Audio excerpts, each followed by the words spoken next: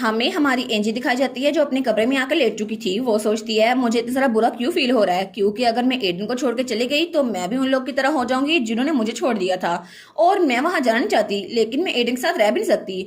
और जब तक मैं यहाँ चली नहीं जाती मुझे एडन के मसलों को हल करना होगा। हाँ बिल्कुल, ताकि वो मेरे बगैर रह सके। तो तब अगली सुबह वो लोग नाश्ता तैयार कर रहे थे। तो तब हमारी कहती है एडन तुम्हें पता है आंट मैक कहाँ पर है? वो कहता है आंट मैक वो शायद बाहर होंगी। तो वो कहती है अच्छा तो फिर उनको बुला लाओ ना, अकेले खाना खाना अच्छा नहीं लगता।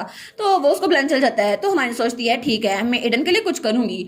और वो सोचती है जैसे ही मुझे यहाँ से जाना होगा ना तो मैं चाहूंगी कि एडन की और दोस्त बन जाए ताकि वो लोनली ना रहे। और तब वो सोचती है ठीक है मुझे उसकी रियल वाइफ की तरह एक्टिंग करनी होगी, क्योंकि मैं उसको छोड़ के जाने वाली हूँ ना। लेकिन अगर वो मेरे बगैर रहेगा तो मैं चाहती हूँ वो इस जगह से अटैचमेंट कर ले और मुझसे दूर रह सके। इस तरह उसके और दोस्त बन जाएंगे तो उसको फर्क नहीं पड़ेगा। और तब तक आंट मैग वहां पर आ चुकी थी। वो कहती है ये खाना तो बहुत ज्यादा मजेदार है। और तब उसको पीच देती है। तो हमारी कहती है वाह कितनी ज्यादा जबरदस्त है ये पीच। तो वो कहती है हाँ ये हमारे गार्डन में उगा था, तुम खा के देखो कैसा है। तो वो कहती है ये तो बड़ा जबरदस्त है। लेकिन वो सोचती है अगर मैं यहाँ चली गई तो कभी मुझे ये खाने को मिलेगा, क्योंकि वहां पे तो सिर्फ बाजारी चीजें होती है। तो तब हमारी एंजी कहती है thank you so much Mrs Mac. और वो इस स्पीच को देखती है और वो सोचती है ये गिफ्ट मुझे मिसेस मैक ने दी है, लेकिन मेरे फादर की तरफ से मुझे सिर्फ एक लेटर मिला था और अभी तक उन्होंने मेरे बारे में कुछ नहीं सोचा। लेकिन मिसेस मैक बहुत ज्यादा अच्छी हैं और मेरे फादर बहुत सारी औरतों से मिले हैं, लेकिन उनको ये नहीं पता उनकी बेटी उनसे सुनना क्या चाहती हैं। तो वो स्माइल करती है कहती है थैंक यू, मैं इसको कट कर लेती हूँ। लेकिन तभी एडन उसके हाथ से वो पीछे रहता है। वो कहता है नहीं तुम्हारे हाथ पे छुरी लगी थी पहले, इसको मैं काटूंगा। तो वो कहती है हाँ ठीक है। लेकिन वो सोचती है ये तो कुछ ज्यादा ओवर प्रोटेक्टिव हो रहा है। तो तब मिस मैक कहती है एंजी तुम्हें ये वाले पीछे ज्यादा पसंद है, ये तुम्हारे गार्डन में उगते हैं वो वाले। तो वो सोचती है क्या हमारे गार्डन वाले? तो मिस मैक कहती है हाँ मुझे पता है वो वाले पीचेस बहुत ज्यादा स्वीट है, लेकिन तुम मुझे ये बताओ ना दोनों में से तुम्हें ज्यादा पसंद कौन से हैं? तो मिसेस मैक और एडन कहते हैं नहीं तुम बताओ यहाँ पे कौन से ज्यादा अच्छे हैं। और दोनों तो आपस में लड़ रहे थे कि हमारे पीछे ज्यादा अच्छी हैं, लेकिन वो दोनों घूर के हमारी एंजी की तरफ देख रहे थे। तो हमारी एंजी कहती है मुझे लगता है कि यहाँ पर ना बहुत ज्यादा मुश्किल है, क्योंकि मुझे तो दोनों पीचेस पसंद आ गए हैं। और तब थोड़ी देर बाद हमें सीन दिखा रहता है और हमारी हीरोइन एडन के साथ बाहर आई हुई थी और वो लोग वहां पर कॉर्न इकट्ठी कर रहे थे। तो वो कहती है क्या ये सब के सब हमें इकट्ठे करने हैं? वो कहता है हाँ बस इसको पकड़ो, इसको बैंड करो, ये उतर जाएगी। वो कहती है सच में ये तो बहुत ज्यादा इजी है। और जब उसको उतारती है ना वो कहती है कितनी मजेदार लग रही है ना। वो कहता है हाँ ठीक है। तो वो कहती है ये देखो ना मेरी वाली तुमसे जरा बड़ी है। वो कहता है अच्छा ठीक है। लेकिन जब वो दोनों करते हैं तो एडन की कौन से जरा बड़ी थी। वो कहता है एज एक्सपेक्टेड मैं जीत गया। तो हमारी एंजी कहती है तो क्या हुआ, हम लोग कॉम्पिटिशन लगाते हैं ना 1 घंटे में कौन ज्यादा इकट्ठी करता है। वो कहता है ठीक है तो मैच रहा, लेकिन अगर जो बैट जीता ना तो उसको दूसरे की विश मांगनी होगी। वो कहती है क्या एक विश? वो कहता है हाँ अगर कोई जीत गया ना तो उसे विनर की विश मांगनी होगी। तो वो कहती है सच्ची, फिर तो मैं ट्राई करूंगी ना। तो चलो शुरू करते हैं। और तब वो लोग अपना काम शुरू कर चुके थे। तो हमारी हीरोइन अपनी हाइट के हिसाब से नीचे से कौन उतारी थी। तो तब वो एडन को देखती है तो एडन वो तो अपने हाइट के हिसाब से ऊपर से कौन उतारा था। वो कहती है ओए ये तो डिसएडवांटेज हुआ ना मेरा कि मैं छोटी हूँ कद में। तो वो कहता है फिर क्या हुआ, प्यार और जंग में हर चीज जायज है। तो वो कहती है सर एडन ये आप चीटिंग कर रहे हैं। वो कहता है अच्छा ठीक है तो तुम भी कर लो ना।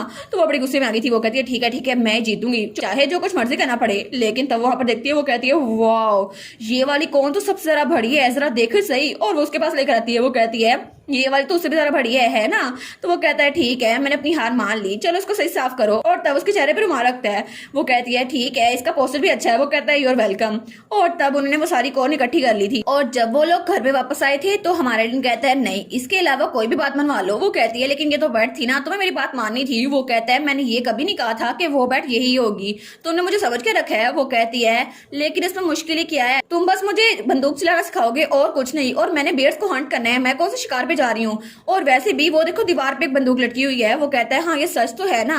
लेकिन वो कहती है हाँ और मिसेस मैक के पास भी एक पिस्टल है, सिर्फ मुझे चलानी नहीं आती। तो वो कहती है और तुम भी तो मुझे चिढ़ाते रहते थे ना कि मुझे खुद को प्रोटेक्ट करना नहीं आता, तो मुझे सिखाओ ना।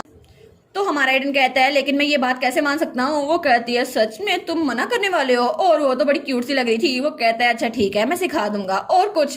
तो वो कहते हैं नहीं ऑफ कोर्स मुझे और कुछ नहीं चाहिए। तो वो कहती है ठीक है मुझे गन चलाना बाद में सिखा देना, पहले मुझे बताओ आखिर गन्स के बारे में मेन इंपॉर्टेंट चीज होती क्या है। तो एडन कहता है क्या तुम मेरी नकल उतार रही हो। वो कहती है नहीं मैं नकल थोड़ी ना उतार रही हूँ। तो हमारा एडन कहता है अच्छा तो फिर मैं हाउस क्लैस्टर का सबसे ज्यादा प्रीशियस इंसान हूँ और मैं हूँ यंग लेडी। तो हमारी हीरोइन कहती है बस कर दो इतनी बचकाना हरकतें करना, अब तुम मेरी नकल उतारे हो। वो कहती है अच्छा ठीक है ठीक है।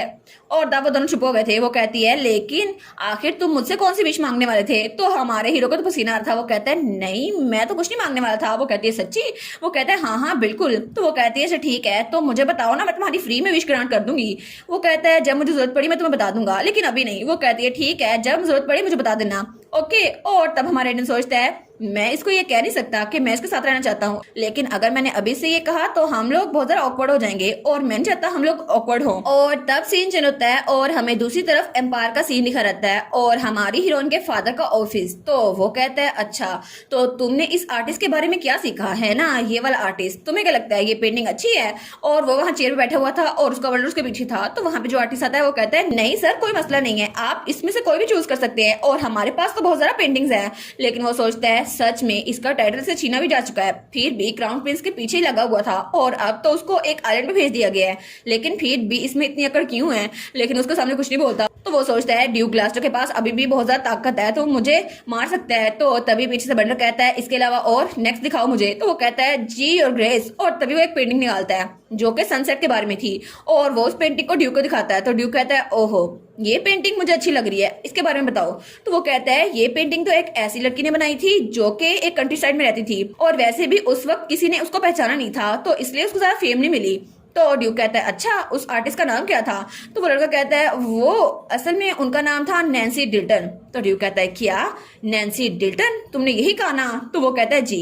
तो तब वो कहता है इधर आओ मेरे पास। तो जब उसके पास आता है तो ड्यूक उसके मुंह पर वाइन फेंक देता है। तो ड्यूक कहता है तुम्हारी हिम्मत कैसे हुई उस घटिया औरत की पेंटिंग मुझे बेचने की? तो वो आदमी कहता है क्या, लेकिन वो फीमेल आर्टिस्ट बहुत ज्यादा अच्छी थी, उनका काम बहुत ज्यादा अच्छा था और बहुत ज्यादा क्रिएटिव भी। लेकिन ड्यूक कहता है चले जाओ यहाँ से। और तब अपनी पेंटिंग लेकर वहां जा रहा था। वो सोचते हैं आखिर इसने अपने आप को समझ के रखा है, हालांकि ये अब ड्यूक है लेकिन फिर भी क्राउन प्रिंस के इसके पीछे हाथ नहीं है तो ये मेरे साथ ऐसे कैसे कर सकता है? अब इसको पता नहीं है इसने कौन सी चीज खोई है, लेकिन फ्यूचर में जब ये पेंटिंग्स बिकेंगी ना तो इसको सबसे ज्यादा नुकसान होगा।